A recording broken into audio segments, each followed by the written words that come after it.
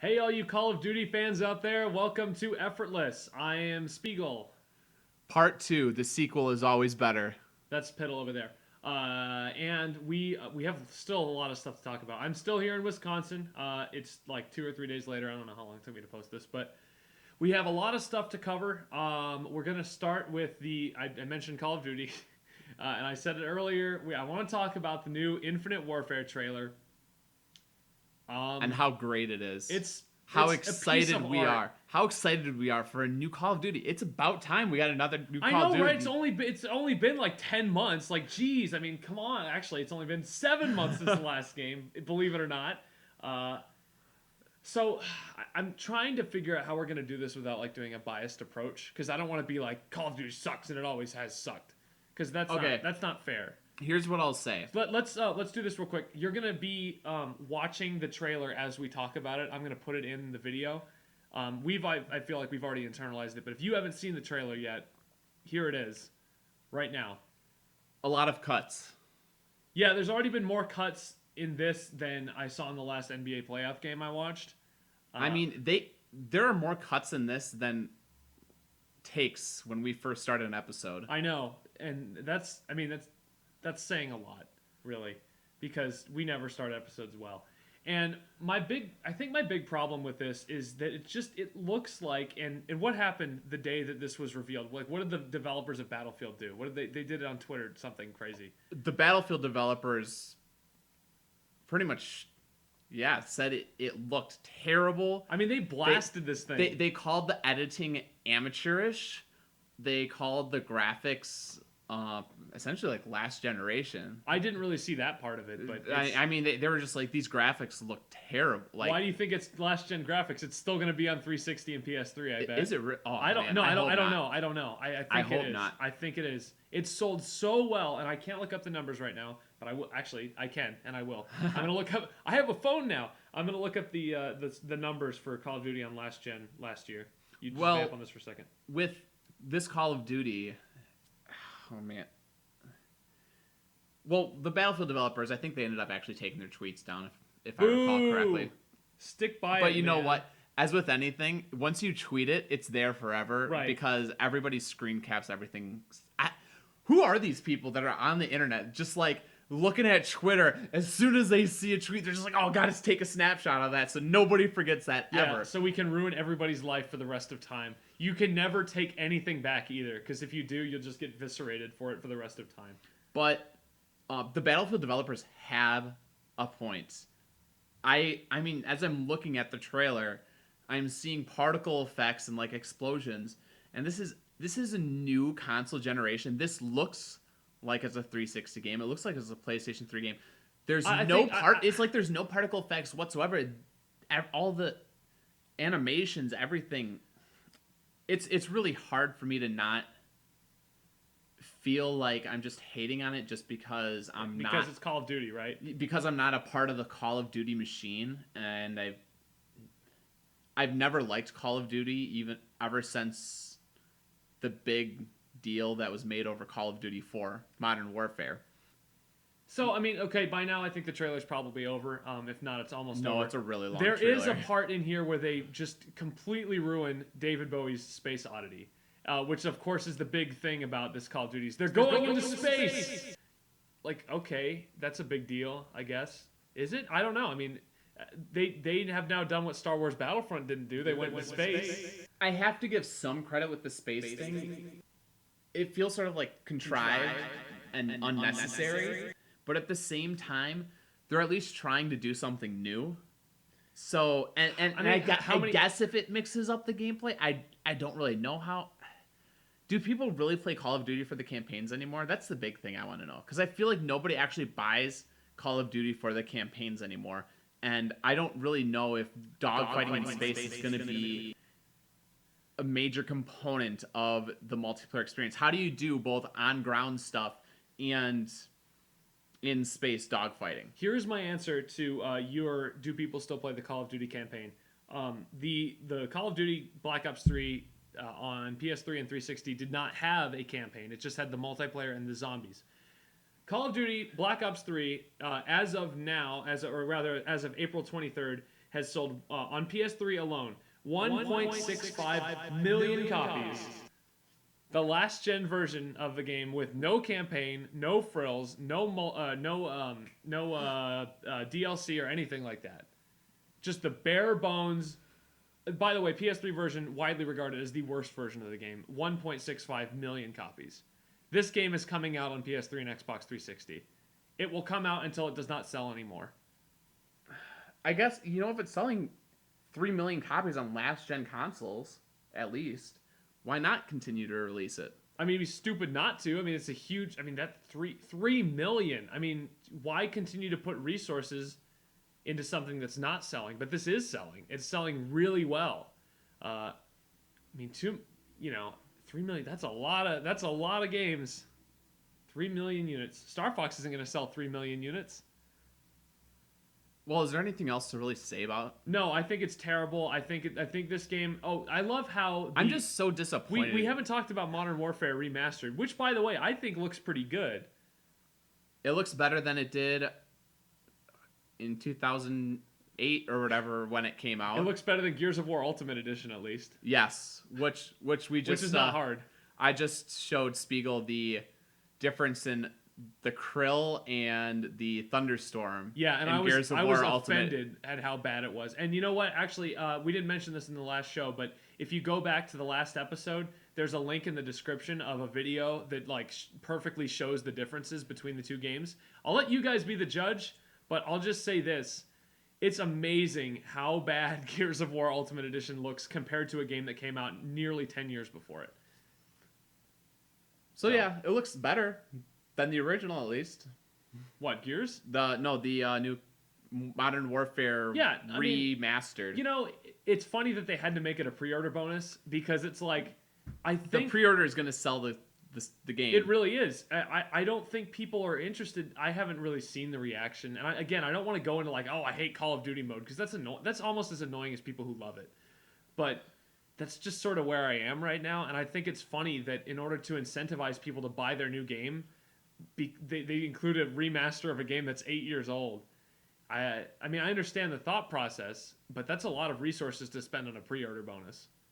It's almost smart, though, because a lot of people are going to play that game, and they're going to realize that Call of Duty 4 hasn't really aged that well, I think. Maybe. I suspect that will happen. There's a reason it's like $5 at GameStop, like I saw the other day. So, I mean, maybe. Yeah. Whereas, it wasn't even that long ago where I felt like it was still $30, and it was still highly sought after. Yep. But over the last probably 3-4 years, it's really dropped. It has finally started to drop in price. It helps maybe that they made 2 sequels to it too. Sequels usually drive down the price of other games because people trade. Like if you're talking about GameStop, people would trade in their copies, I guess, and then they would just buy the new one because the new one's obviously better because it's new.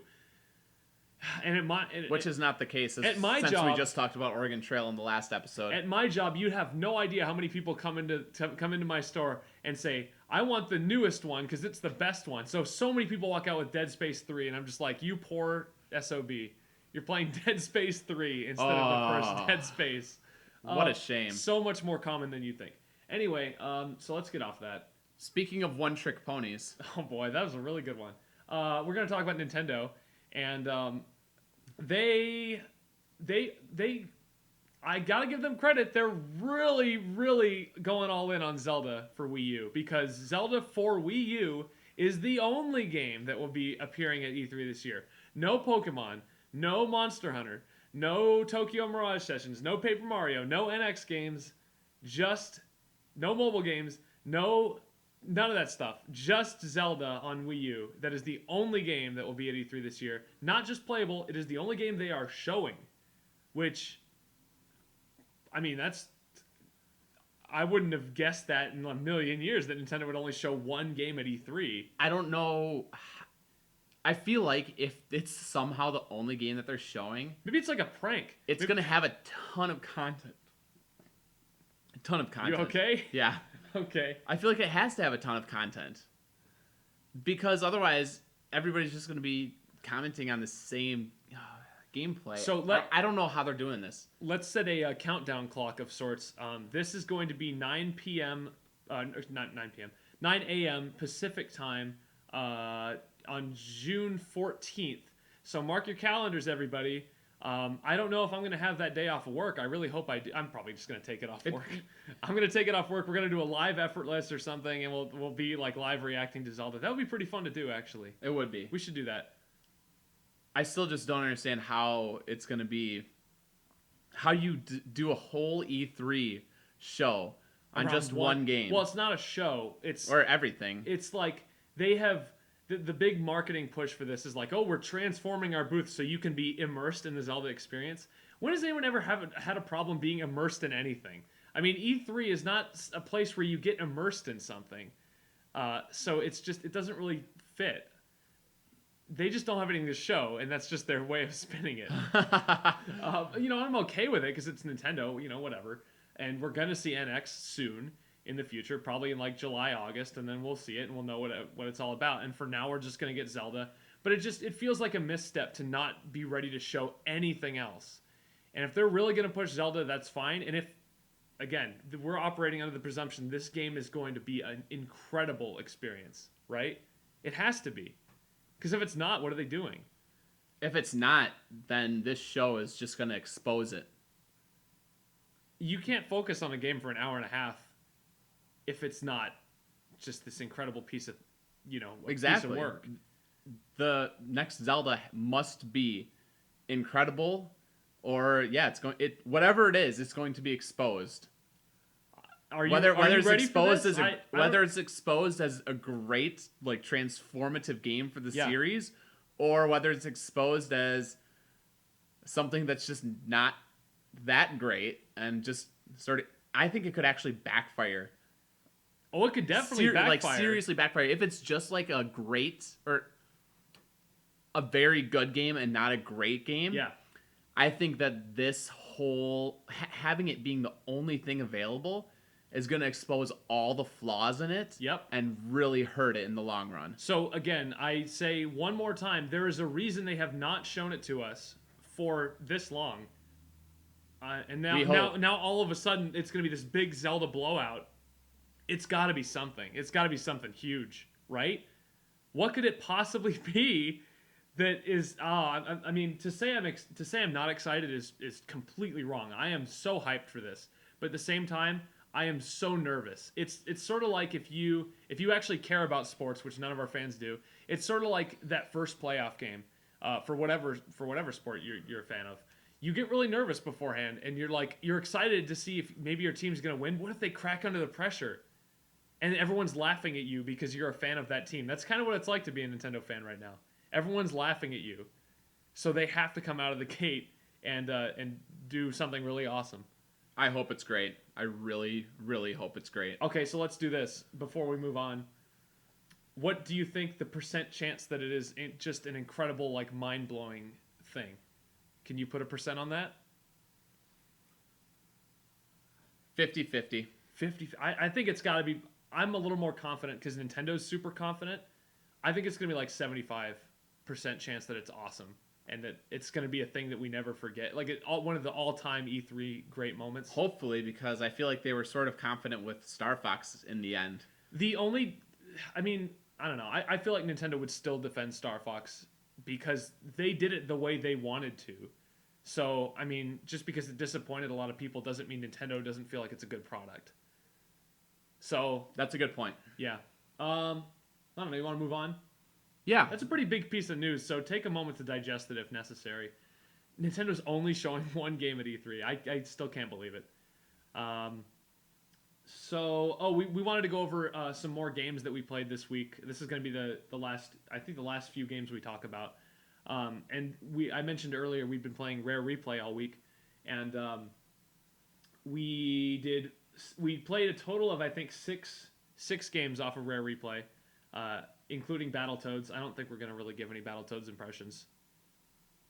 Well, you sure? Well, I could talk We might actually beat it, maybe. It's possible. My thing with Battletoads is it's impossibly hard. You have to memorize literally everything in order to play it. It's not a game that's designed for today's market, and as such, it's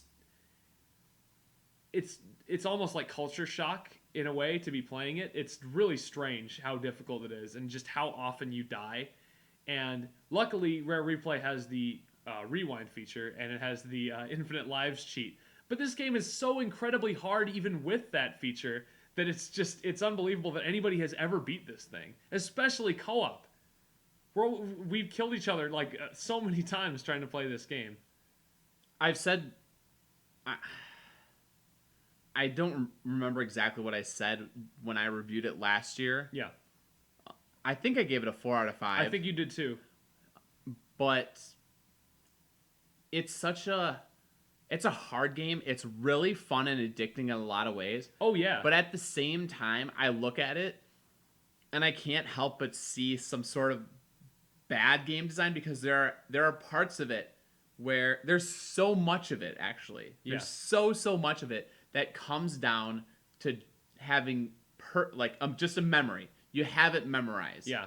There's no way to do it. There is literally no way. You would have to be a savant in order to beat this game on your first try. You know what the funny thing is that you're saying this right now, and I was going to be like, well, what about Donkey Kong Country? A lot of that's the same way. And then I'm like, wait a minute, that's a Rare game too. And that leads into what we're going to talk about in a little bit. But let's go over the other games real quick. All the other Rare games. Real quick, Battletoads, if I had to score it, I'm going to do the IGN thing. If I had to score it now, I'd give it a 4 out of 5. I really am enjoying it. I think we should probably try to go back and beat it. I think we could do it. We're we're sort of close. Despite all the dying and all the, the misery, I'm still I'm having an unreasonably good time with it, which is not... That's why it doesn't really make sense to me, because it's like hard to the point of frustration, but you don't really get frustrated. And we're going to talk about another couple of games right now that are hard to the point of frustration, but are not fun. And that's why it's so weird that there's a disconnect there. What's the difference between Battletoads and Slalom? Slalom is a game that came out in 1987 for the NES. It's developed by Rare, obviously. It's on Rare Replay. It's basically a skiing game, right? And if you can call it skiing. Yeah, mostly it's just a guy crashing into things and showing his butt crack to the camera. But apart from that, it's just I don't even know what it is. It's like you have to race to the finish and avoid obstacles, and it's really simple, just like a lot of NES sports type titles like baseball or golf. Yeah, it's just a really simple game design. That's fine, but it's so bad. It doesn't even you can't even play it. It's so bad you can't even play it. You'd say oh well, it has a lot to offer because it has 3 different mountains, and each mountain has 8 different slopes. Right, and each mountain represents a different tier of difficulty, allegedly. But there's so many repeating patterns. It's not you're gonna see the same stuff on the easiest slopes that you see on the harder slopes. Yeah. The only difference is the harder slopes, it's everywhere. And the pacing is freaking BS too, because I have an easier time on some of the harder stages than I do on the quote-unquote easier ones. I don't see any degree of difficulty being increased or decreased when you go from mountain to mountain. And we played about half the stages the game has to offer, right? Yeah. I never want to go back to this game. It controls so poorly, and it's just it's the same thing over and over and over again, and it's not fun to control. So why would you ever play it? Freaking Rare Replay, making me play all these crappy games instead of giving me GoldenEye 007. The controls are also very, very not good. I don't know. It's funny because one of the reviews I read of this game while prepping to do the show was critics didn't like how unrealistic the game was. I think it's really realistic. I can't ski in real life, and I certainly can't ski in slalom. What's not realistic is jumping over trees and and sledders going up the mountain as you're trying to go down it, and them trying to crash in, then actively trying to crash into you. And there's snowmen everywhere. Who built all this snowmen on this ski slope? Slalom is bad. It's really bad, and I would give it. It's bad, and I would give it a 1, but it's not offensive enough. Going the way that the course swerves left and right doesn't have much actual influence over the game. I don't know. For me, the big thing is just the controls are really bad. How can you screw it up so bad? You always have to tap back to what if you try to go right, you have to at the end tap to the left in order to straighten out. But Yeah. then a lot of the times you'll push that left button You too overcorrect far. and then you crash into everything. It's impossible to actually have good control over what you're doing in that game. It is a freaking nightmare. And, watching videos of slalom, I don't think does it justice. I mean, you can go... That's the reason I didn't put one in the video. Also because it's effortless and I don't feel like it. But if you go and watch a video of slalom, you probably have no idea how hard it is to control. I feel like you have to play it. And that's sort of the bad thing about it is you can't just look at it and be like, yeah, that's a bad game. That's the type of game that you see and you're like, oh, yeah, it looks all right. But then you play it and it's like, no, you can't even play it. The good news is you can find Rare Replay for like $10, $15 often enough. And Rare Replay is an excellent collection in general. It's still a great collection to have. Yeah, I mean, shoot, it's even if the games were all bad, it's still worth like $20 So just for the novelty of having it. Since we're done with Slalom and have no interest of going back, we are checking it off on our list. It's kind of cheating. I feel a little bad doing that, we but only at the played same it for time, like an hour, yeah. At the same time, I don't want to play it anymore. Yeah. Because it doesn't build on itself. It's not like I'm going to see anything new by continuing to play. The only difference is I'm just going to see more of it, and the levels are going to be longer and harder to actually finish in time. So I want to give it a 1. I think I'm going to stick with my 2 that I originally gave it. I'm going to give it a 2 as well. Because we had some fun. I feel like you have some control over it. It's just a lot of it's really bad and broken. I mean, every time you press the jump button, it jumps. So I guess that counts as control. Yeah, that's true. And there are strategies, I suppose, and you could memorize everything and get a lot better at it, I feel like. But in the grand scheme of things... Like, what's the point? It's a bad game. It's a 1987 NES skiing game. Like, do you really want to spend that much time on it? Not really. The only reason we even played it at all is because I'm obsessed with achievements now. I'm the same as you, though. 2 out of 5 for my score. So now let's talk about some games that... on the ZX Spectrum. That are so bad that they're just incredibly bad. Like, I can't even believe they made a game this bad. And we're first going to talk about Saberwolf, which stars, of course, Saberman. This is part of the Saberman series, which didn't actually get completed. Right. But they made 3 or 4 games, I think. I think it was, I don't know what it was, but they ended up making 4 games. I believe one of them is not actually a part of the Rare Replay, which disappoints me a little bit. Yeah, but not that much considering the quality of the other Saberman games. I mean, the first 2 are just. So let's talk about Saberwolf. Let's do Saberwolf first. So the way we played this, again, this is not a co-op game, but we turned it into one because the Saberman games are well known for basically being a giant maze where you have to just find stuff. And then when you find the stuff, that's how you finish the game, right? So you just go on a quest and you search for stuff. And in Saberwolf, you have to find 4 amulets. Now, let me start here. This is the first big problem with Saberwolf. I don't know what anything is supposed to be. I don't know what these amulets look like, and I would not know where to find them if it wasn't for Piddle giving me a walkthrough, and that's how we played it co-op. You were like, okay, now go here, and I would go there, and you'd be like, oh, that's where one of the amulets might have been, and I said, what, they're in random places? I think if I had to estimate, I would estimate that for these 4 amulets, that there is at least 40 different spots that those amulets could be. Yes, I think that's probably accurate. And to get to the bad aspect of this game, apart from the fact that you don't even know what the amulets are supposed to be, is it's impossible to control. It's a mess.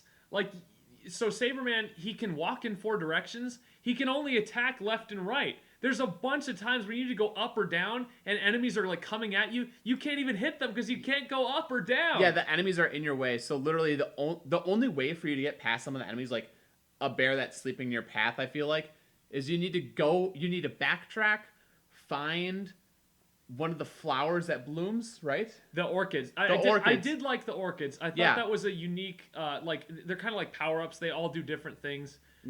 Sort of. Well, I mean, some of them make you invincible. 2 of them are not power-ups. One of those 2 just stuns you and destroys all the enemies. So it basically just stops you. Yeah, and the other one removes the benefit that you might get from the other 3 orchids. The other 3 orchids, one makes you invincible, but the controls are backwards. One makes you invincible and like makes you go super fast, and one makes you invincible, makes you a little slower. Yeah. So yeah, the only way to get past some parts or some enemies, like a bear sleeping in the middle of an intersection, is to to find where an orchid might bloom, wait for it to bloom, and so while you're waiting for it to bloom, enemies spawn constantly. And here's the best part of this stupid ass game is every time you like when you're walking around, enemies like spawn on top of you and you just die. And you just die and you die and you die. And you just die so much in this game that I had to turn on the infinite lives cheat because I was dying so much. I would die 5 times on one screen and I couldn't even get to the next screen. It was terrible. This game sucks. It's really bad. And I feel like this is another one of those games that's so bad that everyone should just like play it and experience it and just see how bad it really is. I can't believe this pass is acceptable. I feel like it's insane that as well that the power-ups are in random spots. In a way, I sort of understand it because I told you I played Attic Attack. Right. And oh, by the way, everyone refers to this as like Attic Attack Part 2 and better. Yeah. If you look at the stupid reviews. If you look at reviews from the 80s, that is what like they compare it to Attic Attack, which is preposterous because having played Attic Attack, I gave Attic Attack a 5 out of 5. 5 out of 5 last year. Yeah, because it has 8 directional attacks. Yeah, there's a randomness to where items can spawn, but it's not overly random. It's not like 40 different spots like Saberwolf. It's like 10 different spots that you might find stuff or find one of the items that you need to beat the game. Right. So, in terms of that, Attic Attack is way, way better. It's easier to attack enemies. It's easier to find the items that you need to beat the game. Saberwolf, no. It sucks. I kind of want to change my score to a 1, but because you can only attack to your left or your right, not above you, not below you. That is such a flaw. How in the world could you design a game where you have to go up and down and not give your character the ability to attack up or down?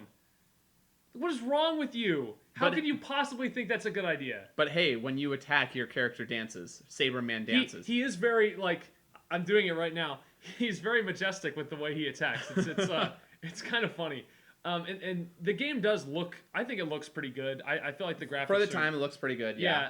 So I mean, there's some redeeming things about it. It's an interesting, it can be beaten really quickly if you're good at the game. So like, I feel like the game design is not that bad. I mean, unfortunately, it doesn't hold up at all. It's aged so poorly you can't even play it anymore. But back then, I don't know, that's stuff you just kind of put up with. Back then, I would still think I would take Attic Attack any day over Saber. That's fair. That's fair. But I mean, granted, I gave Attic Attack a 5 to like last year. Yeah.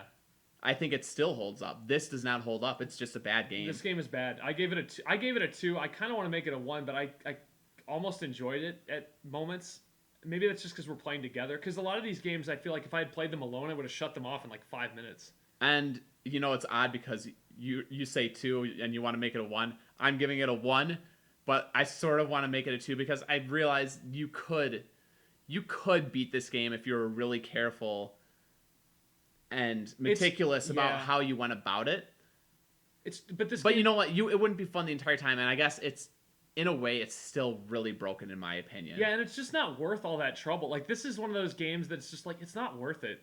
Like it's how it was worth it because we had rewind and infinite lives. You know how in Grand Theft Auto 4 you have to like shoot all the pigeons and then you get a little achievement at the end?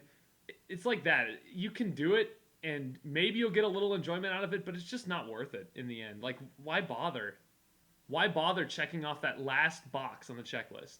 And that's, I don't know.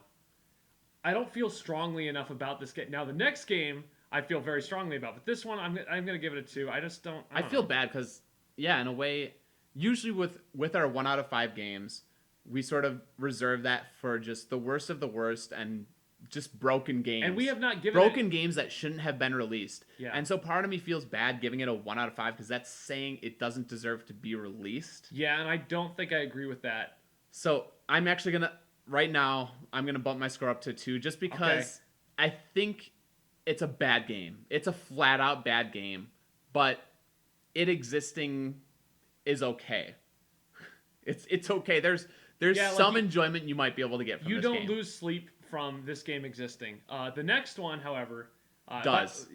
This game. This is a one. Just we're telling you all right away. Actually, yeah, this is our first one. This is a game of legendary badness, and this is the sequel to Saberwolf. And it got even better reviews than Saberwolf at the time, by the way. Which is, I just don't even understand. I was looking at reviews, and I see, like, I'm looking at reviews for Attic Attack, and it has, like, close to 90s from these review publications at the time. I'm like, yeah, see, Attic Attack was good. And then I look at review publication scores for Underwurlde, and it's like 90s as well. And I'm like, wait, what? How is this even? This doesn't even. I can't wrap my brain about on this. I don't even know if we said it. The game is called Underwurlde. Underwurlde. And you're looking at it right now. This is Underwurlde. And we said it when I was playing the game. Like, we actually said this game is the definition of laughably bad. I mean, look at it. Do you see the character? Like, you can't even move. You're trying to jump and you're flying all over the place. Yeah, you can't jump. Well, really. The enemies... It's hilarious to read the reviews about this game because they say one of the great things about it is the enemies don't kill you. But that's a flat-out lie because the enemies will kill you over and over again because they will knock you off ledges and make you fall down. And that's how you die. If you fall too far, you die. And it's impossible to do any type of platforming in this game. So let's try to create a little bit of context around this game so that people understand what it is that they're watching right now. Basically, so you're Saberman, and you are running around I guess hell. I mean, I can't imagine what else caverns. I can't imagine what else hell would look like. And you're going. You don't even know what you're doing. The other game, it's like find the amulets. This game, I don't really even know what I did when I was done. You're supposed to escape. I don't really know if you have to. You're supposed to kill like the 3 creatures of. Like the 3 demons in this do you have to underground actually kill them? world. We never figured that out. If you had to actually kill the demons, I actually don't even know if you have to kill them all. I don't know. But I mean, if you look at this, you're just jumping and you're trying to go somewhere, and you just can't go anywhere. You just keep going back and forth and back and forth. At one point, I kept trying to enter a room, and I just kept getting bounced back to the last room. And it's like you know what it's like.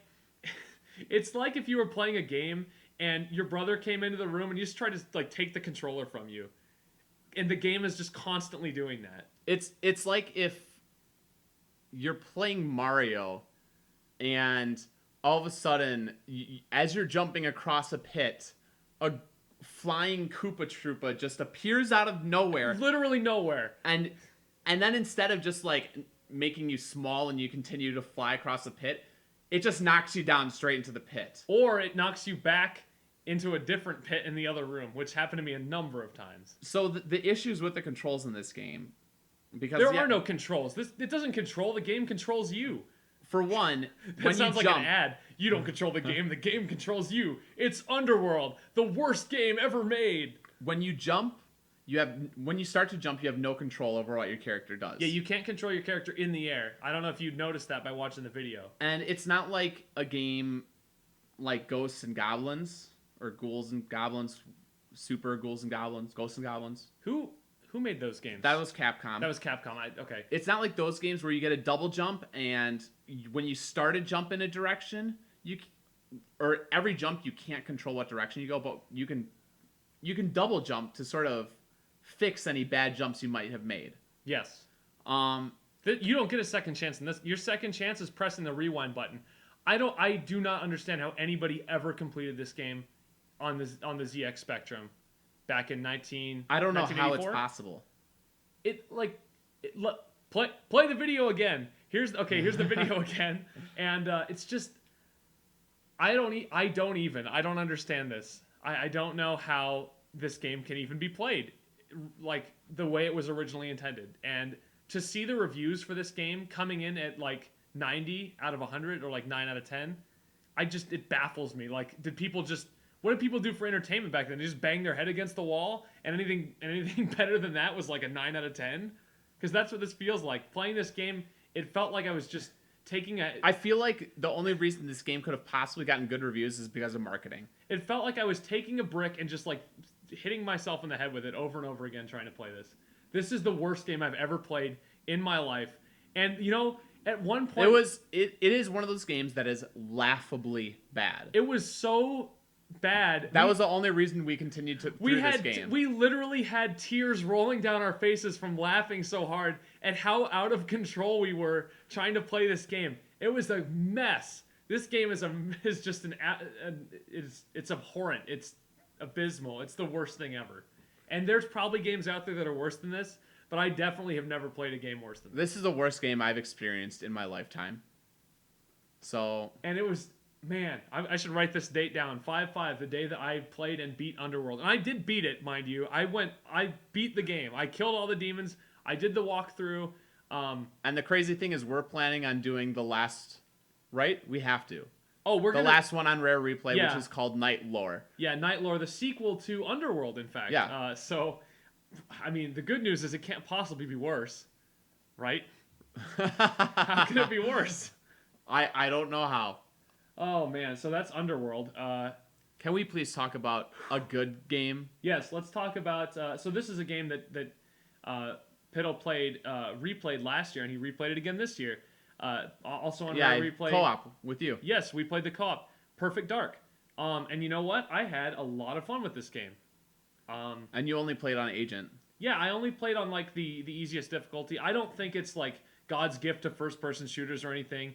It does a lot of really unique, interesting things, and again, it illustrates how you can make a great first-person shooter, even if the premise is a little bit generic. And I won't spoil it too much, but originally what I thought was just going to be like a generic, like strategic ops type of game where you're a secret agent, you're doing stuff. It turns into like this science fiction thing that I totally didn't see coming, and it's all over this game too. The science fiction stuff. I really, really enjoyed it. I really did. And even though I suck at first-person shooters, we did kill the final boss together. Yeah, we did. So, I really like, with Perfect Dark, the weapon variety. Yeah, there's a lot I love all the weapons that it has. I love how all the weapons have secondary functions to them. I love all the gadgets that the game has. I was going to bring that up. Even though so many of the gadgets are just one-off and in a lot of ways have no purpose. Yeah, like the infrared. You don't really need to use it. You don't really need to. Well, you sort of do to find the, like, cracks in the walls and whatever. Oh, well, yeah, but you're pro at the game, so you know how to find all that stuff. I would have just been wandering around. You just got to follow along. I would have been wandering around aimlessly for hours. One thing I will say about the game that I did not like was it's a little bit obscure. There's a lot of stuff that you have to do that, like, I'm like, how would I have ever thought of that? I'm actually amazed that I played through the game when I was in my teens and had no issues. No issues at all. I mean, it was just experimenting got me through it. But yeah. I think that might have been because of the times, and that was sort of what you did with games back then. Yeah, you just kind of like wandered around, like felt around for like a secret passage or whatever, and like that's just sort of what it was. And now we're sort of just so trained to follow the nav points that we never really think outside of the box or about what we might need to do in particular areas as you would with a game like Perfect Dark. Well, I mean, can you blame us? Every game is designed now to be like 50 hours long, you know, and and it has to be really easy because nobody wants to go through 50 hours of really, really, really hard. And like just exploring around and just like looking for the next, like who wants to do that? The reason that you can beat a game like Saberwolf or like Saberwolf you can beat in 30 minutes. You can beat Perfect Dark in 8 like hours. 20 minutes. No. Perfect Dark? Yeah, the lot of the levels, in order to unlock cheats, you have to beat the level in like 90 seconds. Oh, well, the level, yeah. I meant the whole game. I mean, you know, nobody wants to take their time because they feel like the game's just going to go on forever. I was surprised at how quickly Perfect Dark was over. I mean, we beat it in, 8 hours max? And we died a lot because of me.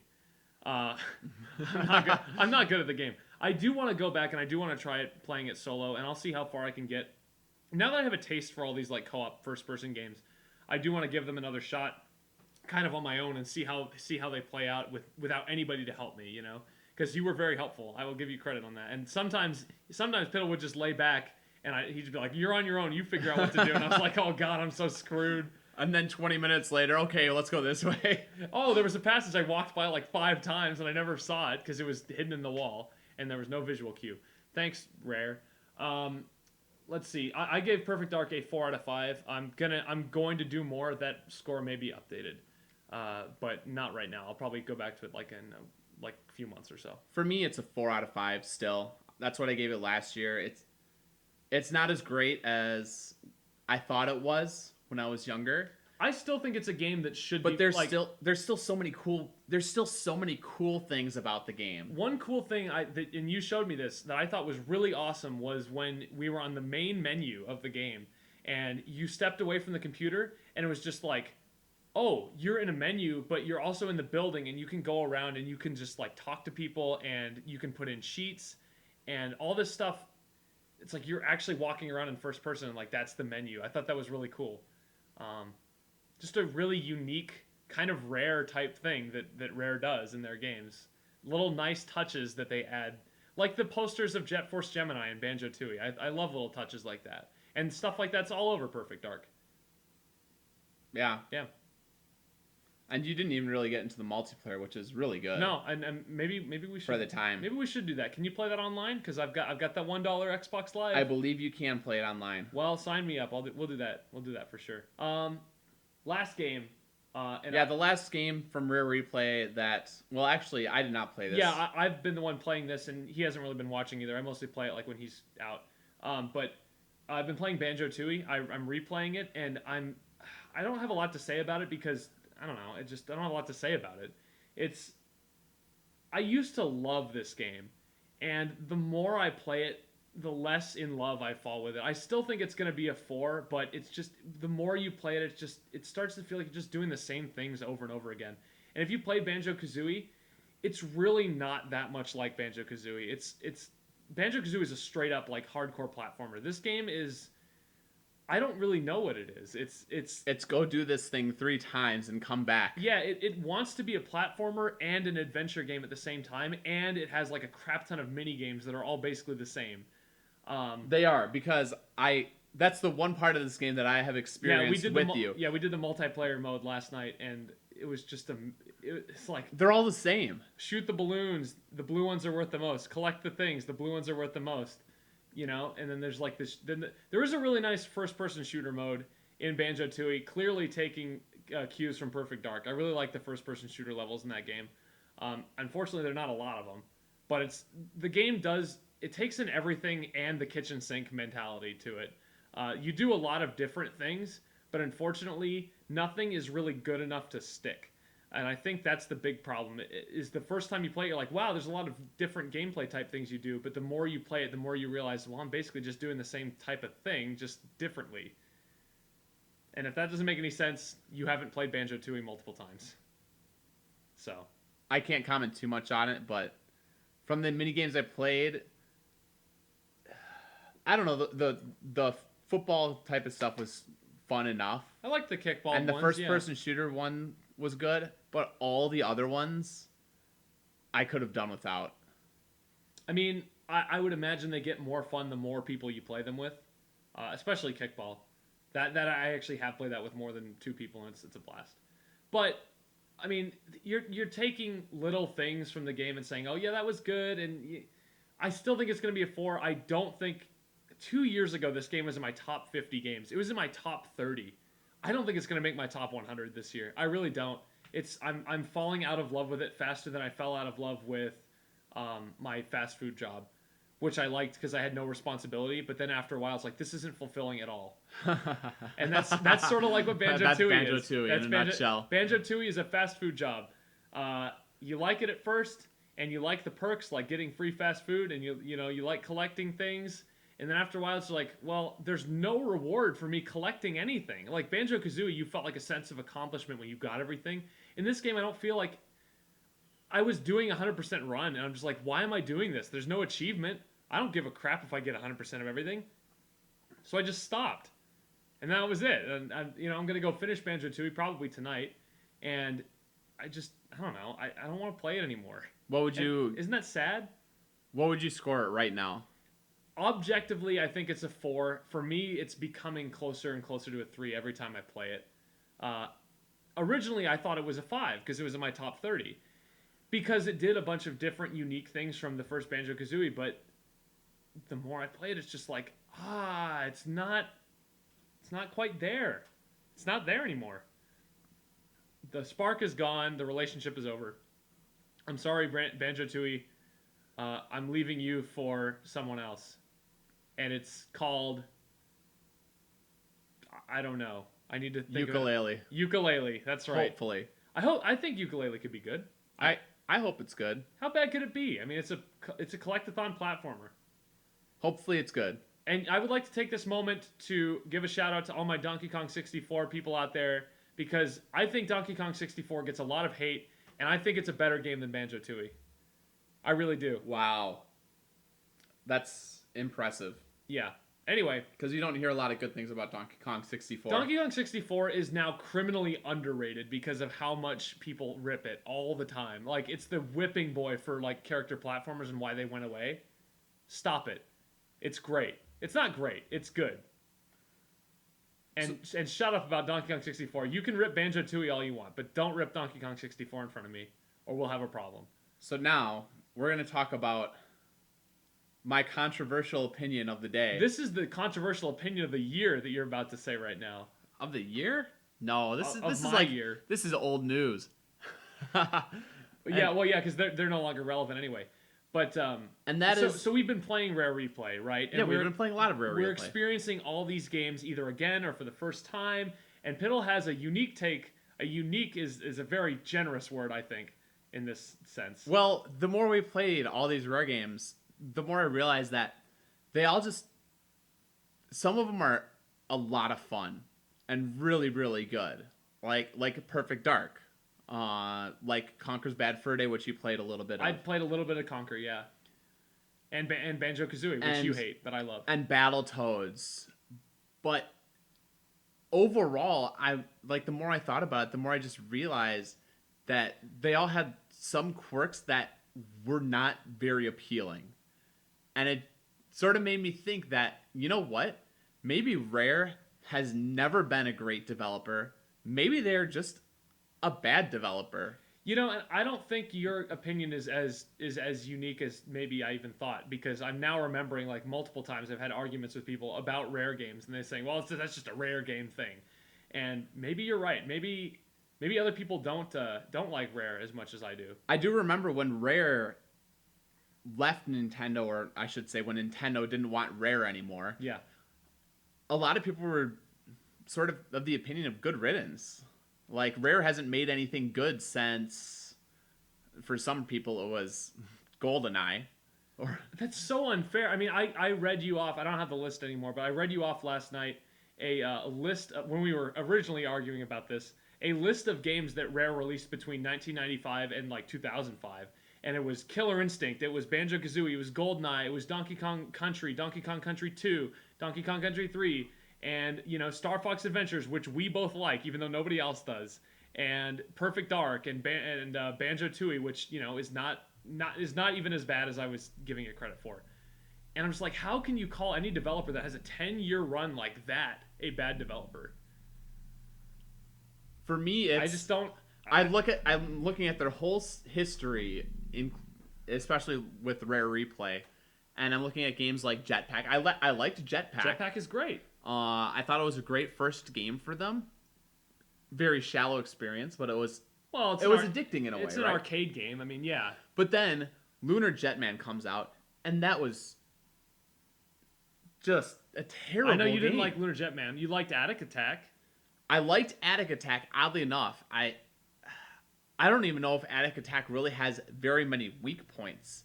I honestly think it might be their most rounded game that they've ever created. Okay, now you're making me want to play it. Maybe I'll play that later. And especially for its time. And that's sort of what my 5 out of 5s are. I consider 5 out of 5s masterpieces. Yeah. And I feel like Attic Attack couldn't have really been any better than what it was. And it couldn't have really done anything much worse. So yeah, for me, like, that's a masterpiece.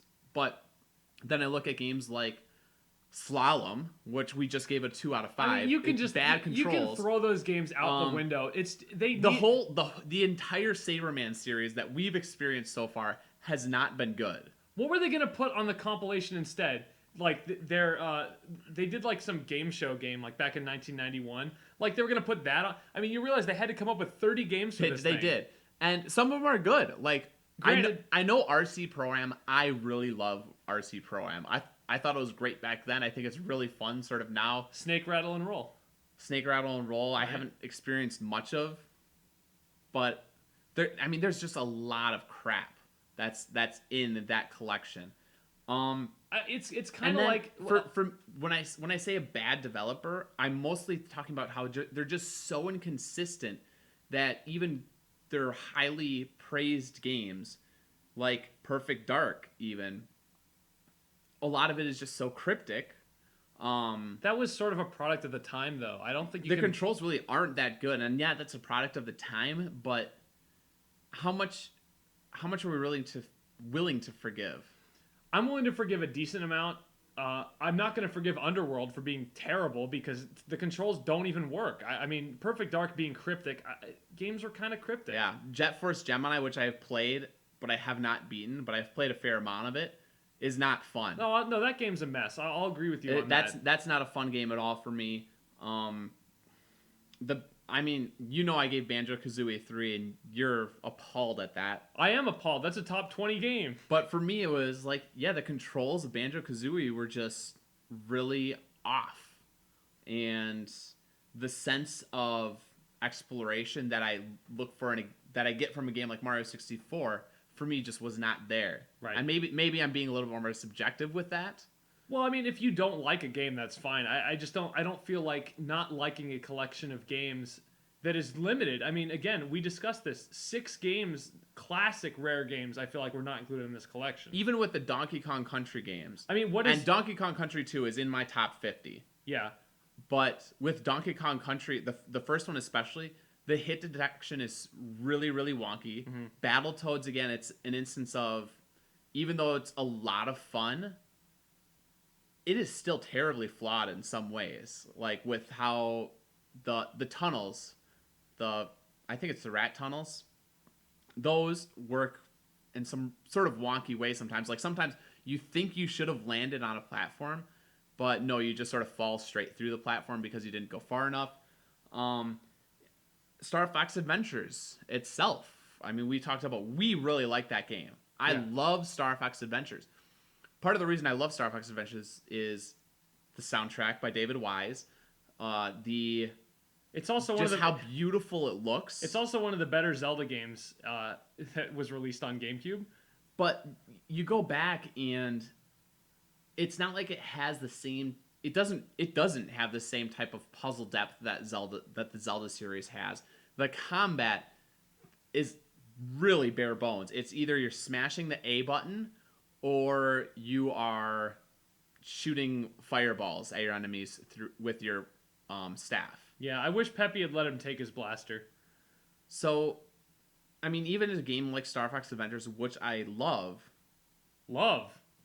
Strong words. I love Star Fox Adventures. Is very, very flawed. And I feel like that's a part of like every rare game. Is that it has a flaw. That every rare game has some serious flaws. It's whether you can look past the flaws, except for Attic Attack, which I still think is a masterpiece. I think that's fair, but I feel like you can say that about almost any game by any developer. Take a look at Nintendo, for example. And I'm using them as an example because I say, what do you think of when you think of Rare? Like, what game, what franchise? Probably either Donkey Kong, Banjo-Kazooie, or GoldenEye, right? Most of the, 2/3 of those games were not included on this collection, and that amounted to probably 6 or 7 games they could have put on this collection.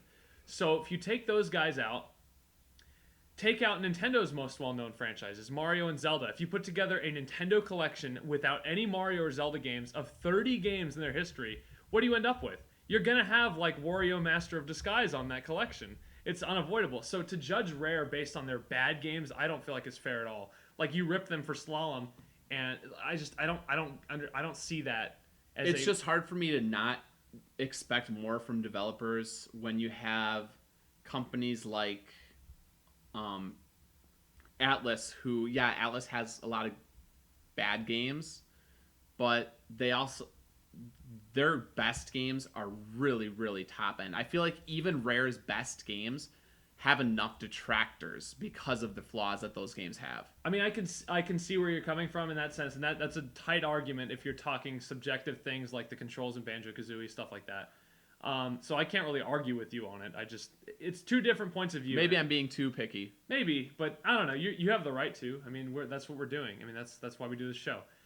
Speaking of doing this show, if you liked our show, you can share this with your friends. I feel like we covered a lot of good stuff today, a lot of ground. And if you have an opinion on Rare, I'd love to hear it. Everyone has different opinions on Rare games. You ever notice that they're always really divisive? And maybe that's what you're talking about when you say there's like a flaw that you can't look past. Yeah, they're just. That's why I think they're just sort of a bad developer, because even the best games that they have these weird quirks, and like I really felt that while I was playing Cameo, Elements of Power. So yeah, he was playing Cameo last night, and even I was like, okay, this game looks bad. Like it looks like Rare has no talent left in their development team. And they went on to make Viva Pinata, which a lot of people loved, but I haven't played it. I couldn't say. And Banjo-Kazooie Nuts Don't and Bolts. Don't talk about Nuts and Bolts in front of me. Which you can't. That is no. Which you can't stand, but a lot of people love Nuts Those and people Bolts. are wrong. That game is bad, almost objectively. It sucks. It's not my Banjo. Anyway. So yeah, I just mean like I feel like Rare in the grand scheme of things is a bad developer because they're not able to. It feels like they're unable to make a complete, well-rounded and polished experience in any of their games. I mean, I feel like the best argument. I feel like their best game is probably Attic Attack. I think it actually is a better, more polished, rounded game than even Donkey Kong Country 2.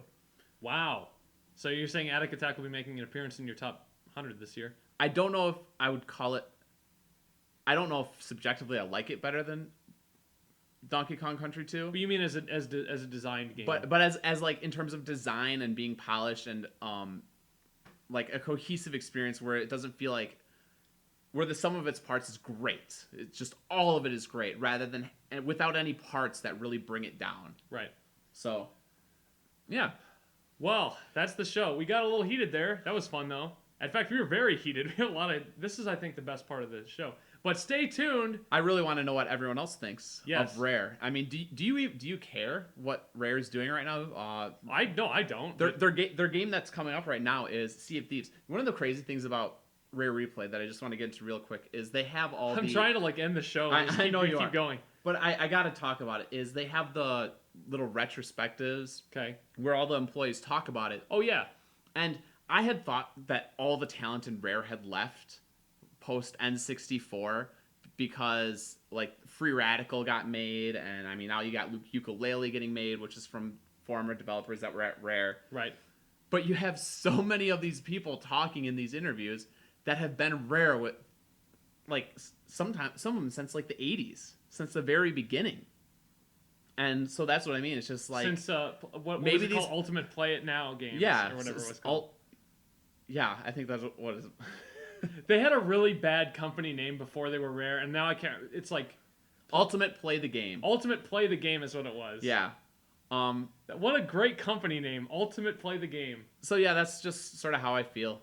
That maybe they just never really had the greatest talent. They just had people who tried different things a lot, and that's a good thing in a lot of ways. But at the same time, didn't really have the leadership maybe to put everything together, like put all those ideas together in a well-rounded ways and have somebody that's there to say, you know what, this part of the game just isn't working. It needs to be out. You know what Rare reminds me of when you bring that up is like that group when you were in college, when you had that group project with all your, like you happened to be in a class with your friends and you were doing a group project and you guys just got together and you had some beers and you like worked on your project a little bit, but then like it wasn't done, and then like you finished it like last minute, and then it was time to do your presentation, and you could tell it wasn't put together that well, but you guys clearly had like a lot of fun doing it because you're like there's like a lot of jokes in the project or something. That's what a Rare game is like. It's like a bunch of college buddies drinking beers and making games. That's really, and they've got to be like totally drunk. And some of those ideas are just fantastic and are fun. Yeah. And some of them are just yeah. Yeah. So okay, that's really gonna be it for the show. Stay tuned. Like I said, we got heated this time. If you think we were heated and angry during this Before. show. Wait until part 3. Why the Xbox One is a total piece of utter garbage. Stay tuned for part 3 of the Effortless Trilogy. I'm Spiegel, he's Piddle. Thanks for listening, everybody. 13 steps lead there. 13 steps lead there. There's commoners and kings, and everyone's a prisoner of every new and a decent pair of scissors.